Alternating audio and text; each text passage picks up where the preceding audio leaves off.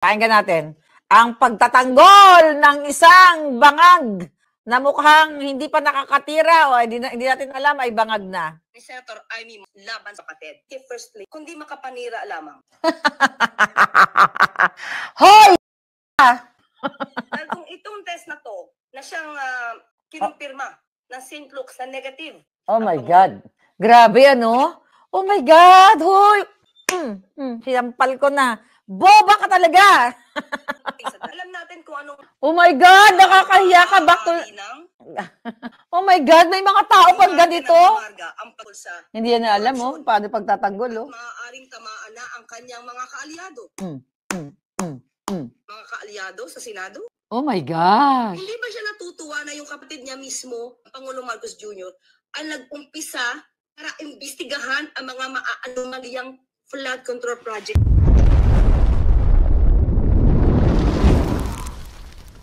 Hoy! Kung nakakay lang to, gurgur ka na. Gustong maglinis ng kalat. Bakit siya masyadong concerned ngayon about di umanong paggamit ng drug test? Samantala, ating Pangulong... Ay, di umanong paggamit ng drug test. Tangin na talaga. Nauulol ka na eh. Umami, nagmamarihuana. Hindi niya kinall out. Oh my gosh. Fentanyl. Baka, alam mo ba kung bakit gumagamit? Kung bakit gumamit si PRRD? Meron siyang karamdaman para sa pain.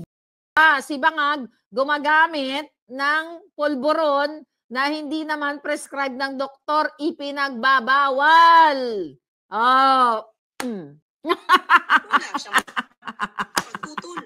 Wala na kayo masabi. Ngayon, Pangulo mismo gustong luminis ang bansa. Wala na masabi, putang ina. Bakit nagiging si Senator Amy Marcos? Anong gusto mong patunayan sa mga sinabi mong ganyan? Matagal ng issue to. Patunayan na to na hindi totoo ang bintang na yan. Ginawa nyo yan para siraan lang ang Pangulong Marcos Jr. Nagpagawa pa kayo ng AI-generated na video. Pero nung hindi umubra at napatunayang peke, AI-generated. Lahat na lang pagbibintang para masilang Pangulo, ginawa nyo. Pero lahat yan, peke. Grabe itong taong to, ano? Grabe, Senator Amy, itakwil nyo na itong babaeng to kung kamag-anak nyo. Sana naman, maging makabayan. Tulong ka po. Tanga, wala ka na bukas. Sabi niya. Grabe, bangag na bangag to, oh. Hoy, ulul ka. Mag-adik. Grabe, ang kabangagan nitong taong to, oh. Bangag-bangag, oh. Po ba yung sinabi niya? Mga... Grabe, my God. Grabe tong demonyo, tong babaeng ito. Isa-isahin natin. Wow, isa-isahin natin. Kung gaano kakaboba. Napanood natin yan. Ay, yurakan. Alam na natin kung saan gumagawi ang isang Senator Amy Marcos. Huwag natin panoorin si Brua. Tapos na ang karir mo. May mga nabasa ako, mukhang nagkakaroon ng liberasyon dyan sa AFP and PNP. Matatapos na si Clarissa Taratara. Dapat ito makulong tong ito.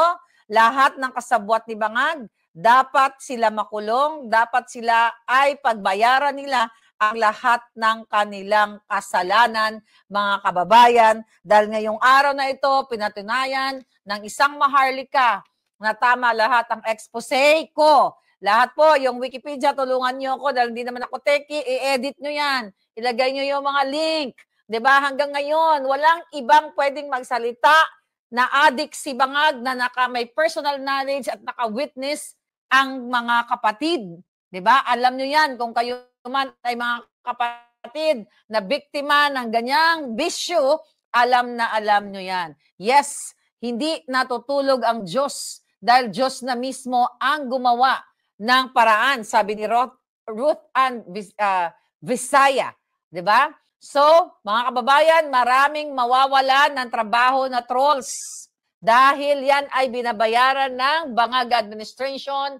Kumilos na kayo, mga artista, religious groups, NGO, lumabas na kayo sa kalsada.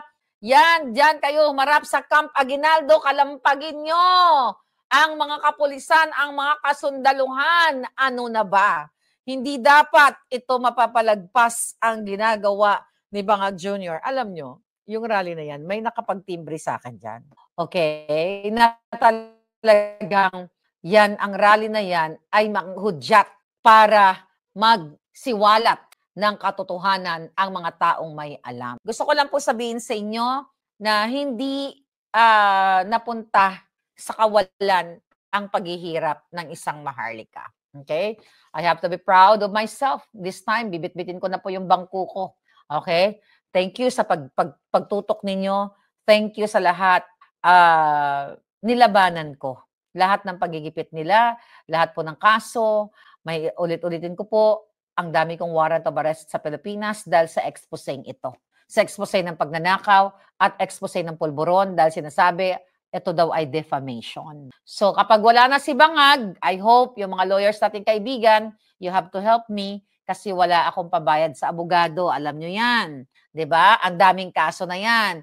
So kailangan ninyong linisin ang aking pangalan na dinungisan ng Bangag administration. Dahil ang expose ko lang naman, adik si Bangag, nagbabayad ng trolls, nagnanakaw, nangingidnap.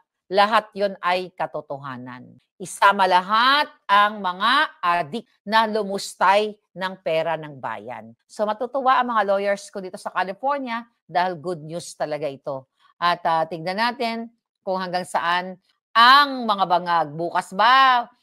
Wala na ba sila? Ano ba ang mangyayari? Magbabaliktad na ba? Magkakalas na ba itong kanilang mga kaalyado? Kaya sabi ni Starbucks Gaming, Maharlika for Senator. Pwede naman, pero kailangan munang matanggal, maklear ang pangalan ko na nakalagay dyan sa NBI, sa mga police station. Diyan, sa Albay, na kinasuhan ako ni Azaldico, kailangan mo na maklear ang pangalan ko bago ako tumakbo bilang senador niyo. Di ba? Mali mo, magkatotoo yan. Di ba? Pwede naman magbago. Di ba? Pwede naman magbago ang isip ko. Maharlika for president. Charing-charing lang mga palangga. But today, I was very emotional ang pagising ko. Pero ngayon, hindi ko na siguro kailangan bang mag-explain ng kung ano-ano pa. Balikan nyo lahat ng video ko. Lahat, si Maharlika talaga ay nagbuwis. Nagbuwis ng kanyang time, nagbuwis ng kanyang alindog, tinanggap lahat ng pang-aalipusta, pagbibintang sa akin ng mga insemada, ng mga putang inang mga alpoterang mga kawatan din, dahil nakikinabang sila sa pera ng bayan. Ayan, Daryl Yap, yung mga alpotera mo, kumusta na kayo? You have to say sorry, Daryl Yap, sa akin. Di ba? Mag-sorry kayo. Yun lang, enough na. Natotoo ang sinabi ko. Hindi ako nagsisinungaling. Ano kayo ngayon? Kumusta na ang mga alpot? Kumusta na ang mga insimada? 'Di ba? Ipinaglaban ko kayo. Kasama kayo sa laban ko kung tutuusin. Pero likas kayong masamang damo.